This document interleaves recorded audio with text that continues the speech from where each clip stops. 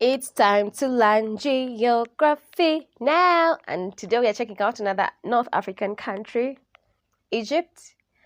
Let me tell you a short story time. If you want to know more about that, you can comment in the comment section. Then I'll do a whole other video when I'm just story time telling you about that. But there's a time I took care of the basketball Team Egypt, basketball, their national team when they came to Uganda, both the men and women. If you want to know more, I've left some photos here. If you want to know more, then you ask for story time in the comments, then I'll give you a story time, just like about 10 comments, or like a comment with 10 likes, then I'll do, even not just 10 views, I'll do a story time. That's content for me. But anyway, yeah, so of course, among the North African countries, I think Egypt is the one that I'm more familiar with, that I've gotten to actually talk to people from there, interacted with people from there, and I feel like I know more. And the movie The Mummy, like from the 2000s, Egypt has a lot of history, and it has been out there more than any other North African country, to say, if I say so myself. Plus, if you go back into the Bible as well, when you come to like the religious views and stuff like that, Egypt is, Moses and what. So Egypt is like so familiar to me. Capital city Cairo, and they also share our river. The river origin is in Uganda, River Nile, and the last country it passes through is Egypt. So there's a connection. Let's just jump straight to the video. Story time, ask for it. Let's go. Hey guys, meet my friend Mohab. Oh, hey everyone. Hello. He's a real Egyptian. Tell us, Mohab, Egypt, there's a lot more than just pyramids and mummies and stuff. Of Oh, course. Are you kidding me? Yeah, Come of on. course. There's the Biblioteca Alexandrina, Sharm el-Sheikh, Luxor, Aswan, the Opera House. Intro first. It's time to learn geography now. Hey everybody, I'm your host Barbie. We have reached Egypt. From movies to toys to fashion magazines. Yep. The world has been saturated with iconic images of what it perceives Egypt to to be for be. years. But with the help of my friend Mohab, we're going to jump in and see what's really going on, aren't we? Yeah, that's the plan. That's the plan. Dun, dun.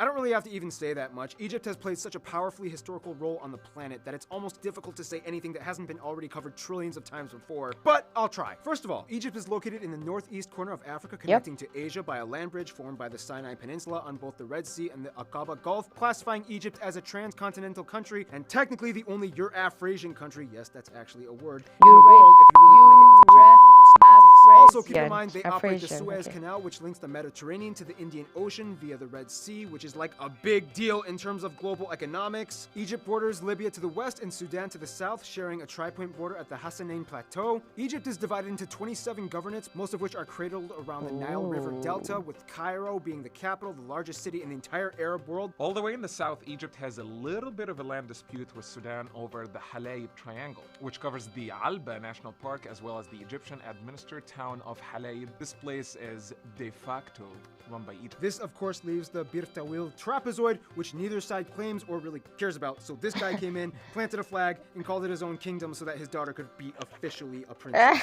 Wow, that's daddy loving his daughter. Islands off the coast in the Red Sea. About 99% of the entire country lives on only 5.5% of the land, most heavily concentrated around the Nile River Delta. I mean, it's not that hard to understand why. Without water, with water. Water is good! Now, of course, we all know about the overexploited tourist traps, the pyramids, the Sphinx, the necropoli, Luxor, Memphis. Even the sunken city of Heracleion is gaining a ton of diver tourists. However, head off the beaten trail and you'll find a vast realm of ridiculous treasure troves. Few roads will take you inland to the incredibly sparsely populated New Valley and Matruh governorates that lie western in the desert of Egypt. The largest inland highway will take you all the way from the Siwa Oasis to the incredibly remote potato and wheat crop discs of Al Wahat and Al Ain. Now, if you can make it through, check out places like Muzawaka Tombs, one of the only places in the world where you can actually touch real ancient mummies. Wow. And if you really want to play a real-life Desert I Spy game, see if you can find the various Samir Lama memorials, the Abu Balas shattered water pots, and the abandoned World War II trucks and abandoned landing strip. And those are just the man-made sites. We haven't even covered the landscape yet, but now we will. Physical geography. If you get a good look at northern Africa, you'll notice that it's so much more than just sand. Oh yeah, there's an entire playground of eroded rocks, plateaus, and mountains that give you clues as to what the place used to look like, primarily when it was covered in grazelands thousands of years ago before desertification came in. I mean, Wadi al-Hitan Valley has fossilized whale bones, for crying out loud. Whale bones. Yes. Cute. Just you wait till my country comes up. First of What all, the country country is that? lies I have on the no incredibly idea. arid western Sahara. Saharan and Libyan deserts of northern Africa, primarily made up of sand dunes that can go over 30 meters high and rocky plateaus with the occasional oases planted in conveniently Looks remote cute with like a areas. small With the water exception of place and Sinai like Peninsula, where it the actually sometimes surrounding snows on vegetation. mountains, on average, only I Sinai. don't know, Mount about Sinai. an You inch see, of the precipitation Bible. Those falls a things year. were there in the Which is actually a Bible. lot better than Sinai. some other places. Woohoo! Driest place on earth. What up, Egypt? You ain't got nothing on me. But I do. These deserts contain rich geological gems. Head inland and you'll find the Al Farah. Farafara White Desert with strange Al eroded calcium Farafara. rock formations caused by winds and dust storms. You'll also find extinct volcano calderas and dried up wadis. Which, by the way, terminology lesson. Misinformation. A wadi is a valley, ravine, or channel that is dry except in the rainy season when they typically amass bodies of water that eventually dry up. Egypt is currently the world's most heavily mined country, with over 20 million active mines. That's like one mine for every 4.2 people in the whole country. Otherwise, the most distinguishable feature of Egypt would have to be the famous Nile River. Oh, the Nile River. Yeah. It's the longest in the world at over 6,600 kilometers that flows north, draining into the Mediterranean. Yeah, the Nile provides Egypt with a unique feature that not many North African countries have: fresh water irrigation. Which, in return, has made Egypt the world's largest date and artichoke producer. Oh, wow. In the south of the Nile, you reach Lake Nasser, a reservoir that was created by one Nasser. of the largest dams in the world, constructed in 1971 to control the floodings. Without the Nile, Egypt would look nothing like it does today. It's doubtful that they would have had the flourishing population and culture built up over millennia. But they do have it, When he- and we'll talk about it now. Yep. Demographics. Hey Mohab, what does it mean to be an Egyptian in the 21st century? What do you think? Jeez. That's a heavy question. Yeah.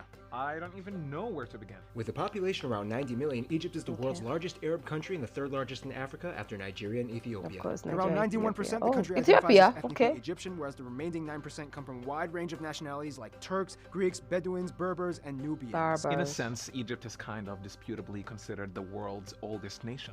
Yeah, speculated to have started somewhere around 5000-ish BC. Egyptians have gone through a millennia and millennia and millennia of kings, pharaohs, emperors, conquerors, sultans, empires, revolutions, and presidencies, which brings us to today. Egypt is not only huge, but is also kind of seen as like the center of the Arab world, the crossroads between North Africa and the Middle East. Therefore, Egypt has a lot on its plate. Egypt alone Hello. contributes to over 15% of the entire African Union budget and is one of the largest economies in the Middle East and the largest and strongest military country in Africa with a mandatory draft for all males aged 18 to 30. Oh, Wait, it's Mohab, like does that mean South you were drafted Korea. into the military? Nah, I don't know.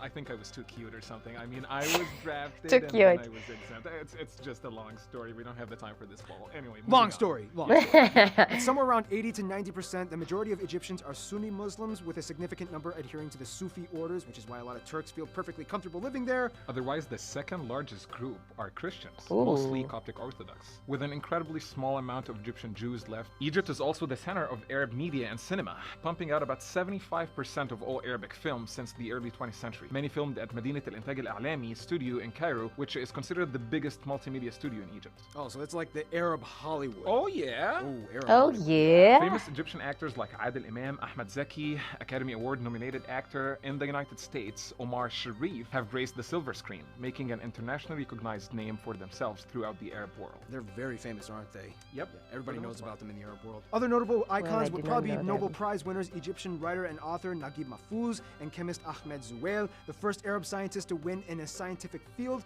and Peace Prize winner former President Anwar Anwar Sadat. And generally, Egyptians are kind of known as being kind of like the most athletic in the Arab world, typically competing better than their cousins in the Olympics. Careful, buddy. I don't like where this is going. And have probably the most prominent soccer team as well. Oh, you did not just go there. Oh, did you? Or Al-Arabiya is the official language. However, as a former British protectorate, English and to a lesser extent French are widely taught and spoken, especially in the younger generation, as it is You want to widely know if taught I in spoke schools English and with as the a second team? language or third language Comment and used in the story tourism time. sector. Look at me.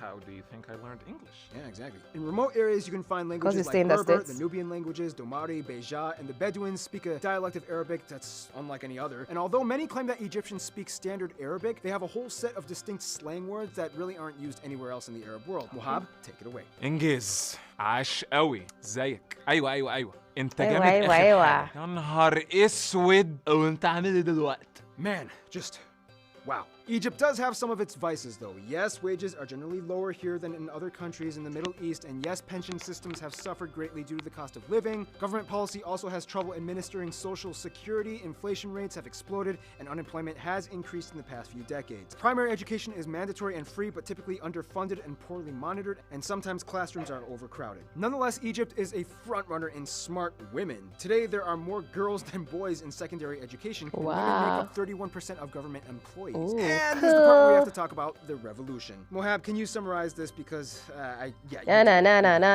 February 11, 2011, Vice President Omar Suleiman announced that Mubarak would resign as president, turning power over to the Supreme Council of the Armed Forces. The Muslim Brotherhood took power in Egypt through a series of popular elections, with Egyptians electing Islamist Mohammed Morsi. However, Morsi's government encountered fierce opposition from secularists and members of the military, and mass protests broke out against his rule in June 2013. Okay. Morsi was deposed by a coup d'etat led by the Minister of Defense, General Abdel Fattah Sisi, who became a hero figure in the eyes of many Egyptians and was eventually elected president himself in 2014 election. According to the Egyptian government, Sisi was elected with 97% of the vote, and he is the current president of Egypt. Awesome! Couldn't have said it better myself. Literally, I couldn't have. That's why high. Mohab is my friend. Speaking of friends, Friend zone, friend zone, friend zone. when it comes to friends, you kind of have to factor in two things for Egypt. What does the government approve of, and was it before or after 2013? First of all, Egypt is part of the Arab League, whose headquarters are in Cairo, so naturally they have ties pretty much with every Arab country in the world. Before 2013, they were really good friends with Turkey and Qatar, which were close politically in their views regarding development, but then after 2013, ties were dramatically strained and they favored Saudi Arabia more, especially after they gave them a lot of moral and financial support. Keep in mind, the general public has a lot of different opinions on this, and there is no universal consensus. Then we get to Israel and Palestine. After the peace treaty was signed in 1979 in Camp David, the whole world was watching, and Israel agreed to give back the Sinai Peninsula that they occupied after the war. In return, they asked to just stop the fighting. This was the first time any Arab country signed any kind of agreement with Israel. Nonetheless, today, the agreement to them is just on paper, and most Egyptians don't even quite favor Israel that much, so for now it's just kind of like saying, I'll hold my ground until you do something. Keep in mind, this is not an anti-Semitic thing, but rather an anti-Zionist thing. Egyptians have a long history of cooperating with Jews. In terms of Palestinians, Egyptians totally support the Palestinian cause, and they do share a border at the Gaza Strip. However, due to the potential drama, the border is closed indefinitely, rarely opening on special occasions. Oh, okay. In terms of their best friends, Egyptians would probably say Sudan, the Emirates, and Kuwait. There have been no disputes with the Emirates, and Egyptians love visiting and working there. They supported Kuwait in the Gulf War, and Egyptians are treated nicely in Kuwait. Sudan is kind of like the cute little brother who is just starting to learn how to ride his bike without training wheels. They need a little help sometimes, but Egypt likes helping them and loves them. At one point, they were even part of the same country. In conclusion, you cannot understand the Arab world without understanding Egypt. Egypt is the central hub responsible for the development of an entire world of Eastern culture, and even after millennia, the story still goes on brightly as ever. Did I get that right, Mohab? Hey. It's like you're reading in my soul. Oh. Stay tuned. El Salvador. Reading in your soul, really, Mohammed. Oh, thank you very much for watching. That was Geography Now Egypt. Most of things I knew. But from the 2011 thing, 2013 thing, like the political things, of course, I didn't know. But yeah, I knew. So if you want to hear the story time, I promise I'll be truthful.